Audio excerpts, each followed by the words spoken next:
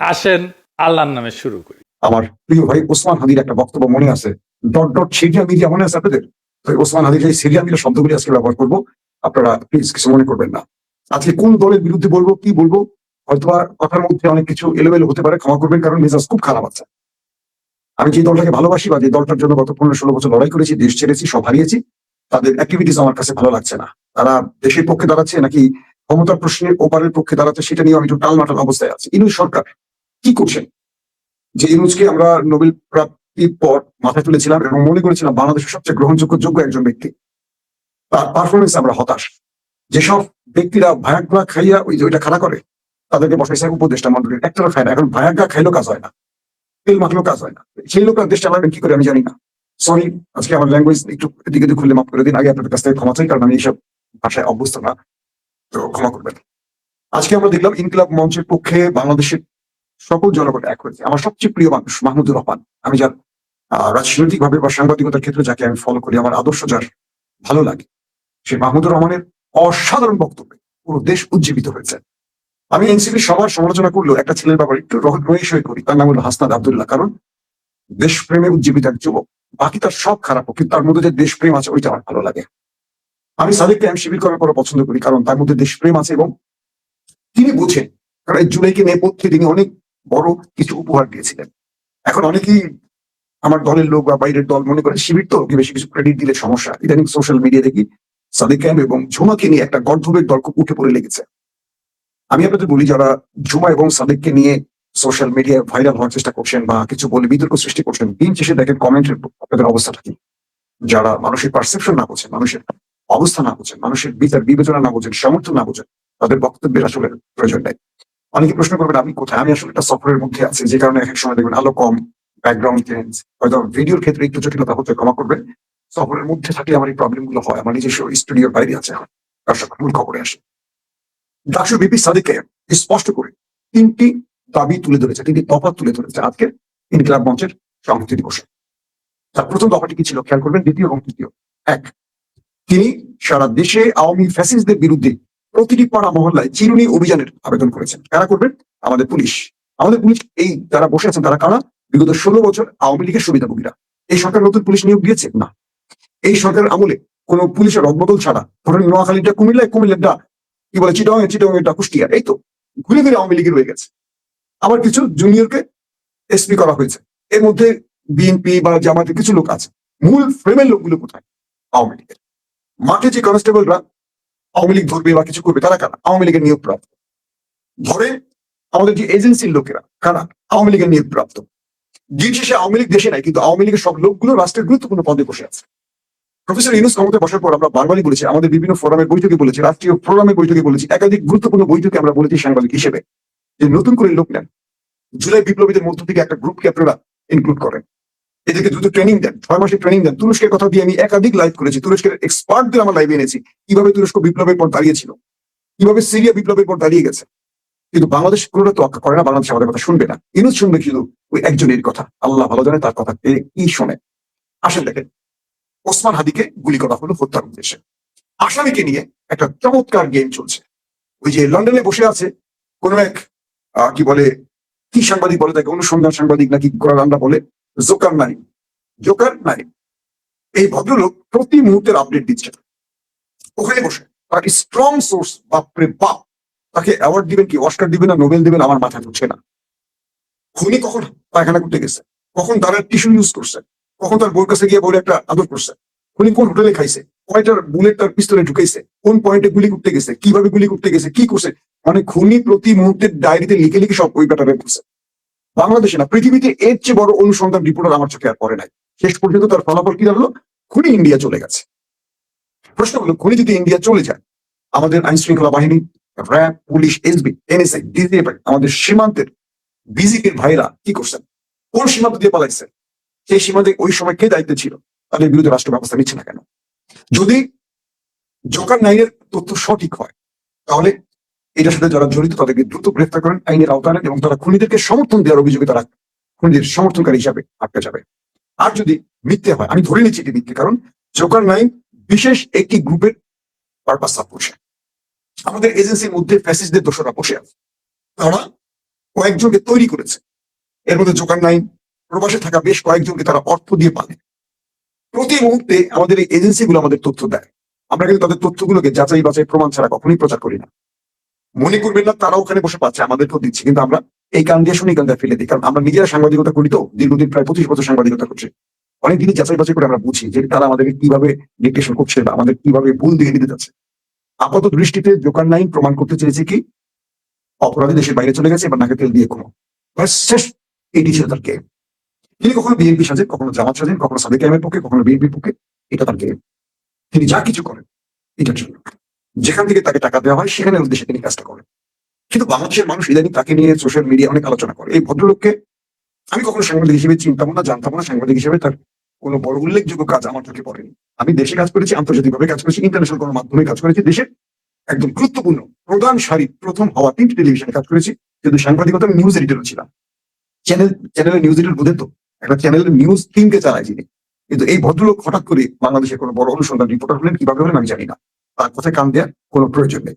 আমি ধারণা করছি খুনি দেশে আছে, পরিকল্পনাকারী দেশে আছে, এবং তাদের বাঁচাবার জন্য তাকে মাঠে নামানো হয়েছে এবং কৌশলে বলে দেওয়া হচ্ছে তিনি ভারতে চলে গেছেন যাতে তাকে আর না খুঁজে। নাম্বার 1 শেষ। নাম্বার 2, সাদেক কায়েম আজকে ডাকসুর থেকে বা ডাকসুর পক্ষ থেকে যে বিক্ষোভ মিছিল বা সচিবালয় ঘেরাও কর্মসূচি করেছে, এটা ছিল বাংলাদেশের সবচেয়ে বড় খবর। এবং সচিবালয়ে ঢুকে তিনি আমাদের স্বরাষ্ট্র উপদেষ্টাকে বাধ্য করেছেন সাংবাদিক সম্মেলন তার পাশে দাঁড় করাতে। আমাদের দলের ভাইয়েরা এটাকে নিয়ে সমালোচনা করছেন, কেন তিনি তার পাশে দাঁড় করিয়ে এই বক্তব্যটা দিয়েছেন। এটার জন্য মুরদ লাগে, কলিজা লাগে। সাদেক কায়েম যে স্বরাষ্ট্র উপদেষ্টাকে তার পাশে দাঁড় করে রাখছে, সে যে শখে দাঁড়ায় নাই বুঝছেন, তার চেহারা দেখছেন চোরের মতো হয়ে গেছে। তার চেহারাটা ভালো করে দেখেন, তার চেহারা ভেঙে চুরমার হয়ে গেছে। তিনি আজকে 15 মাস ধরে এই দেশের উপদেষ্টার পদে বসে আজকে তিনি পুরোপুরি তার চেহারার মাধ্যমে প্রমাণ করেছে তিনি একজন ব্যর্থ লোক, তিনি একজন জঘন্য, বা তিনি রাষ্ট্রের জন্য একজন কি বলবো পরিত্যক্ত লোক, এবং পুরোপুরি জোকার হয়ে গেছে তিনি আজকে দেশবাসীর কাছে। মিস্টার জাহাঙ্গীর উদ্দেশ্যে বলছি, সাদেক আমরা 3 জন উপদেষ্টার পদত্যাগ চেয়েছেন, স্বরাষ্ট্র, পররাষ্ট্র এবং আইন। এবং এই 3 জনকে শর্ত দিয়েছে আগামী 48 ঘন্টার মধ্যে যদি হাদির খুনিরা, পরিকল্পনাকারী এবং বাস্তবায়নকারী সম্পৃক্ত যারা আছেন, তাদেরকে রক্ষা যারা আছেন, এবং কালচারাল প্যাসিজদের যে নতুন মিশন শুরু হচ্ছে তাদের সবার শনাক্ত করে যদি বিচারের আওতায় না আনা হয়, এই 3 জনকে 48 ঘন্টার মধ্যে পদত্যাগ করতে হবে, অথবা তারা কঠিন কর্মসূচিতে যাবে। এবং যার প্রধান যে ব্যক্তি অভিযুক্ত মিস্টার বলে কি স্বরাষ্ট্র উপদেষ্টা জাহাঙ্গীরকে পাশে দাঁড় করিয়ে তার শিক্ষাটা তাকে দিয়ে দিয়েছে। এটাকে আমি পুরোপুরি পজিটিভ অর্থে নিচ্ছি। সাদেক কায়েমরা পারবে, সে যেই দলেরই হোক। এই যুবকদেরকে আমি বিশ্বাস করি, কারণ জুলাইতে বিপ্লবের মাধ্যমে হাসিনাকে যারা তাড়িয়েছে তারা আমরা তখন দল দেখি নাই। আমরা বলছি হাসিনা যাক, এই বিএনপি বলছে প্রয়োজনে যেই আসুক 10 বছর ক্ষমতা থাকুক, শুধু হাসিনা না থাকুক। আজকে সব দলের ক্ষমতা যাওয়ার জন্য লোভ বেড়ে গেছে। আজকে সব দল দিল্লিকে খুশি করতে চায়। আজকে যে এই যে হাদিকে নিয়ে সংহতিটা হলো, প্রোগ্রামে সব পক্ষের লোক আসলো, আমার চোখে পড়েনি আমার দলের কাউকে। আমি লজ্জিত, আমি কষ্ট পেয়েছি কারণে আমার দলের লোকরা আসে না। কেন আসে নাই একটা প্রশ্ন তৈরিও না। যদি এসে থাকে আমাকে জানাবেন, কিন্তু আমি লাইভ ভিডিওতে তাদেরকে দেখিনি। আমি এনসিপি কে দেখেছি, আমি জামাত শিবিরকে দেখেছি, এবি পার্টিকে দেখেছি, আদার্স পার্টিগুলোকে দেখেছি, মাহমুদুর রহমানকে দেখেছি, দেখিনি আমার দলের লোকদের। আমার দলের লোকরা কি ভয় পেয়েছে যে দিল্লি অখুশি হবে, তারা ক্ষমতা মনে করছেন দিল্লি বসাবে? তাদেরকে বলি যে দিল্লি শেখ হাসিনাকে ক্ষমতায় রাখতে পারেনি, সেই দিল্লি কাউকে ক্ষমতায় বসাতে পারবে না, বলে রাখলাম। আগামী নির্বাচনে বাংলাগুড়িরা বড় অঘটন আসবে, বি কেয়ারফুল। আজকের মানুষ জেগে উঠেছে, আজকে হাদিরা জীবন দিতে শিখেছে, আর অজস্র হাদি শপথ নিয়েছে আজকে মাহমুদুর রহমানের সাথে।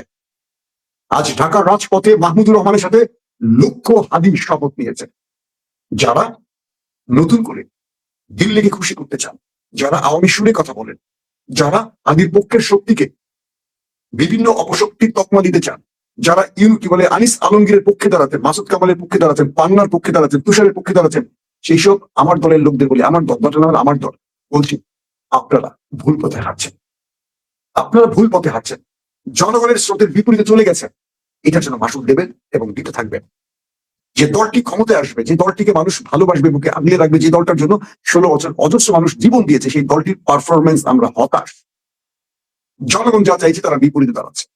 তাদের ভয় একটাই, দিল্লি তো আমাদের ক্ষমতায় বসাবে। দিল্লির বিরুদ্ধে কাজ করছিল হাদি, ইনকিলাব মঞ্চ তৈরি হয়েছে দিল্লির ন্যারেটিভের বিরুদ্ধে, দিল্লির দখলদারিদের বিরুদ্ধে। তো তার পক্ষে কথা বলা যাবে না। পক্ষান্তরে কি হলো, দিল্লিকে এবং সেই দলটিকে এক পক্ষে নিয়ে গেল দেশের জনগণ। আচ্ছা, মাহমুদুর রহমান শপথ দিয়েছে কিভাবে? তার বক্তব্য শুনেছেন আপনারা? আজকে হাসনাত আব্দুল্লাহর বক্তব্য শুনেছেন আপনারা? এবি পার্টির ফুয়াদ ভাইয়ের বক্তব্য শুনেছেন? সাদিক কায়েমের বক্তব্য শুনেছেন? এই বক্তব্যগুলো নতুন করে এক হাদির কারণে একটা মঞ্চে আবার উচ্চারিত হয়েছে, কিন্তু সেই মঞ্চে বাংলাদেশের সবচেয়ে বড় দলটি নেই।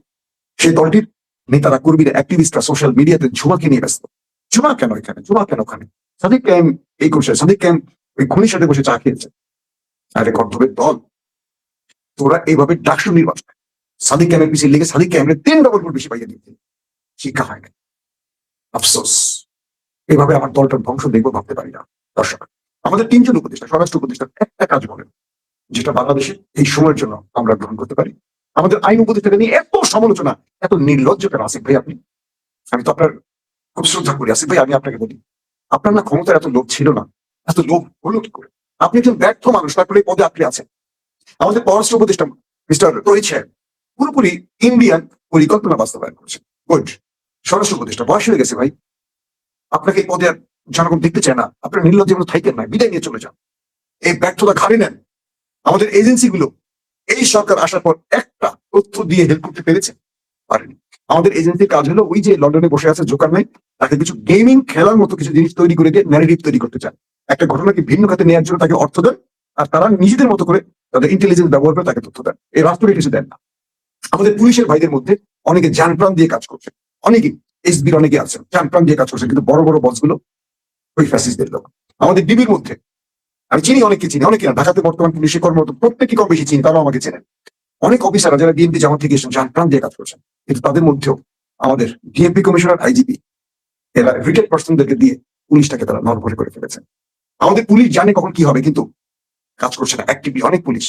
আওয়ামী লীগের পুলিশকে বলা হয়, কারণ হাদিকে নিয়ে যা কিছু হয়েছে, যদি জুলকার নাইন, দুঃখিত তার নামটা বলতে চাইনি, জোকার নাইন সব জানে, তাহলে আমাদের এজেন্সি গুলো জানে না কেন? তিনি লন্ডনে বসে সব জানে, আমাদের ডিজিএফআই, এনএসআই, এসবি, ডিবি, তারা কি করছেন?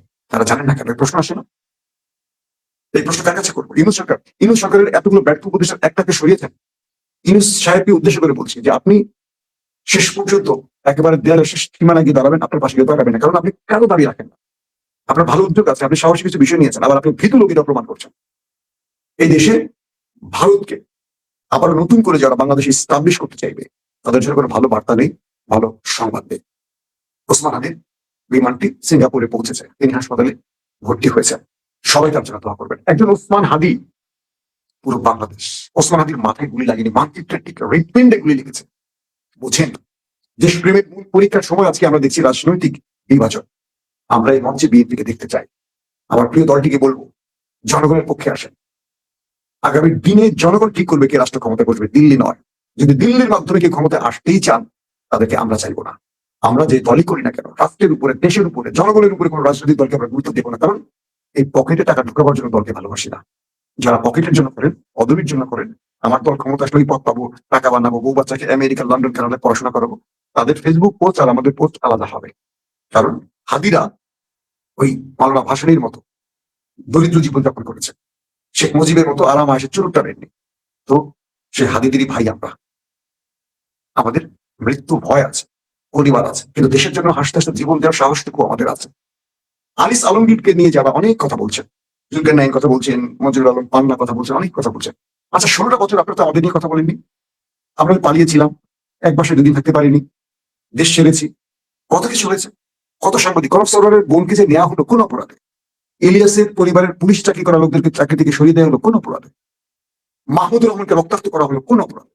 সংগ্রামের আবুল আসাদকে দেখার জন্য হামলা করা হলো কোন অপরাধে? আনিস আলমগীর কথা বলেছিলেন, পান্না আপনি বলেছিলেন, তারা সাংবাদিক ছিল না? আপনারা আওয়ামী লীগ করেন, আওয়ামী লীগ গোষ্ঠীর সাংবাদিকদের জন্য কথা বলবেন। এই আমলে 16 বছরের একটা ফ্যাসিজম ধ্বংসের পর আবার আওয়ামী লীগ ন্যারেটিভ বাস্তবায়ন করবে। আবার দেখছি বিএনপির অনেকে আনিস আলমগীরের পক্ষে কথা বলছেন, তুষারের পক্ষে কথা বলছেন। লজ্জা লাগে। 16 বছরে বিএনপি কি শিখলো? শুধু রাষ্ট্র ক্ষমতায় বসার জন্য এপার ওপারকে ম্যানেজ করাই শিখলেন।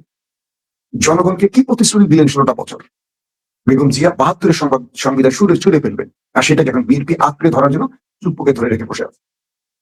তাহলে আমরা কাদের উপর আস্থা রাখবো বলেন? আমরা বেগম জিয়ার বক্তব্যের উপর আস্থা রাখবো, নাকি বর্তমান শিলং সালাউদ্দিনের উপর আস্থা রাখবো? প্রশ্ন চাই আপনাদের কাছে উত্তরগুলো। যারা আমরা বিএনপির জন্য ফাইট করেছি, আজকে আমরা বিএনপির বিরুদ্ধে বলছি, এরপর কি বোঝেন না যে বিএনপির পক্ষ থেকে কত মানুষ সরে যাচ্ছে? বলে এখন বট বাহিনী বলবেন, বলে পুরো বাংলাদেশ বট বাহিনী হয়ে যাচ্ছে আপনাদের কারণে। তাহলে কাদের নিয়ে দল চালাবেন? সব যদি বট বাহিনী হয়, তাহলে আপনাদের লোক কোথায়? একটু চিন্তা করেন। বাংলাদেশের যারা কালচারাল ফ্যাসিজম তৈরি করতে চায়, আওয়ামী লীগের নতুন আদলে বাংলাদেশ ইস্টাবলিশ করতে চায়, তাদের বিরুদ্ধে অল আউট গেম শুরু হবে এখন আমাদের। আর কাউকে ছাড় দেবো না। হাদির গুলির পর প্রমাণ হয়েছে আসলে আর ছাড় দেওয়া যাবে না।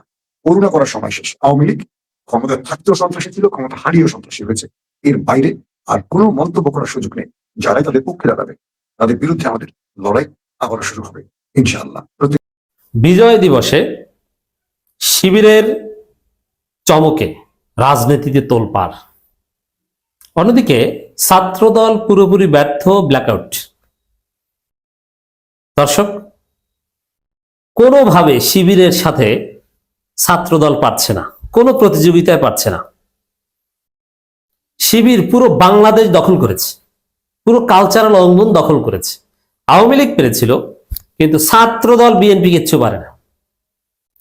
শিবিরের যে কালারফুল প্রেজেন্টেশন, আজকে বিজয় দিবসে শিবিরের যে রাজপথে নামার স্টাইল, শিবিরের রূপের ঝলকানিতে ছাত্রদল পুড়ে গেছে, ছাত্রীরা পুড়ে গেছে, ওদের কোনো অস্তিত্ব নাই।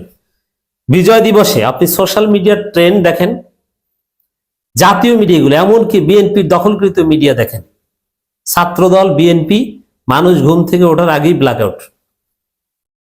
আর মানুষ উঠে দেখে যে সব শিবির, ঢাকায় শিবির, বরিশালে শিবির, প্রত্যেকটা উপজেলায়, এমনকি অনেক জায়গায় ইউনিয়ন পর্যায়ে মানুষ ঘুম থেকে উঠে দোকানদাররা দোকানে গেছে, বাজার করতে গেছে, যে দেখে যে ফেসবুক খুললেই শুধু শিবির আর শিবির। ছাত্রদল কোথায়?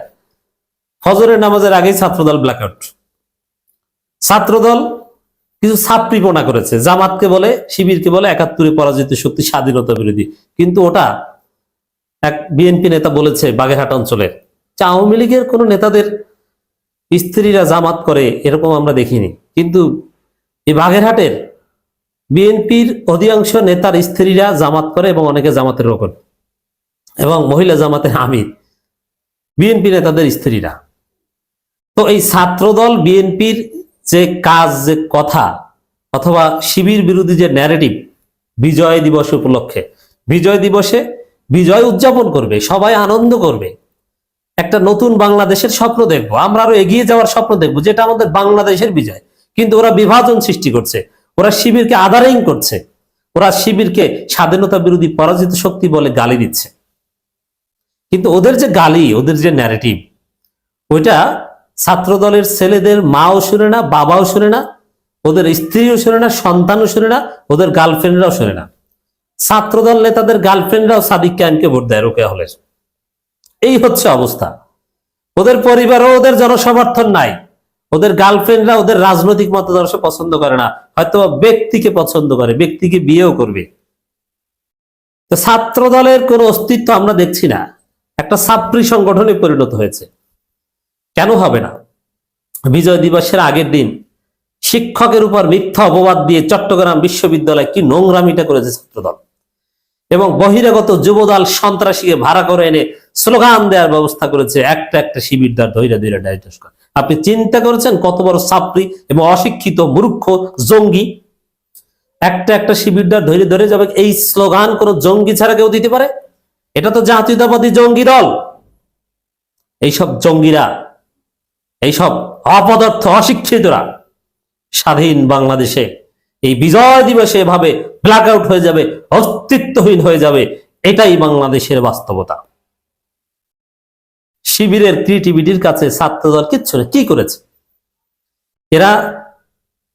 ফুলের ডালা নিয়ে ফুল দিতে যায়, ফুলের ডালা ভেঙে যায় আগে। এর চাইতে লজ্জা, প্রকৃতি ওদের বিরোধিতা করছে, ওরা নেচারের কাছে নাকানি চুবানি খাচ্ছে। কারণ ফুলের ডালা বানাতে, কিনতে ছাত্র দলের যে নেতা সংগঠন থেকে টাকা নিয়েছে, ও অর্ধেক মেরে দিয়েছে। বলেছে যে ২০০০ টাকা একটা ফুলের ডালা বানিয়ে আনবি, ও ৭০০ টাকায় বানিয়ে আনছে, বাকি টাকাটাও মেরে দিচ্ছে। দুই গ্রুপে মারামারি, বিভিন্ন জায়গায় ধাক্কাধাক্কি, রক্তাক্ত করার ঘটনা ঘটেছে বিজয় দিবসে। এই হচ্ছে ছাত্রদল। আর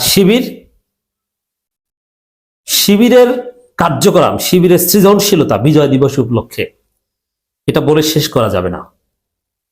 এক কথায় যদি বলি, শিবিরময় বাংলাদেশ পুরো জাতিকে চমকে দিয়েছে শিবির। এই শিবিরের ছেলেরা সাবেক হয়ে আমিরে জামাতের সাথে দৌড়ায়, রান উইথ আমিরে জামাত, ম্যারাথন, যুব বিভাগকে নিয়ে। দর্শক, শিবির এক এক জায়গায় এক এক ধরনের ক্রিয়েটিভিটি, কোথাও সাইকেল রেলি, কোথাও রান, কোথাও গভীর রাতে, কোথাও খুব ভোরে, কোথাও একদিন আগে কোরআন তেলাওয়াত, গরিবদের খাওয়ানো, লাল সবুজের পতাকা ধারণ করা। শিবিরের র্যালি দেখলেই বোঝা এদেশের লাল সবুজের পতাকা সবচেয়ে শ্রদ্ধার সাথে ধারণ করে বাংলাদেশ ইসলামী ছাত্র শিবির। এজন্য এদেশের স্বাধীনতা সার্বভৌমত্বের অতন্দ্র প্রহরী অনলি শিবিরকেই বলা যায়, সাদিক ক্যাম্পদেরই বলা যায়। বিজয় দিবস উপলক্ষে বাংলাদেশ ইসলামী ছাত্র শিবির নোয়াখালী জেলা উত্তরের উদ্যোগে অনুষ্ঠিত হয়েছে রান ফর ভিক্টরি উইথ ইসলামী ছাত্র শিবির নোয়াখালী ডিস্ট্রিক্ট নর্থ 2025। দেখেন, নোয়াখালী জেলা উত্তর কি ক্রিয়েটিভ, কত সুন্দর আকর্ষণীয় প্রোগ্রাম। রান উইথ শিবির, শিবিরের সাথে দৌড়।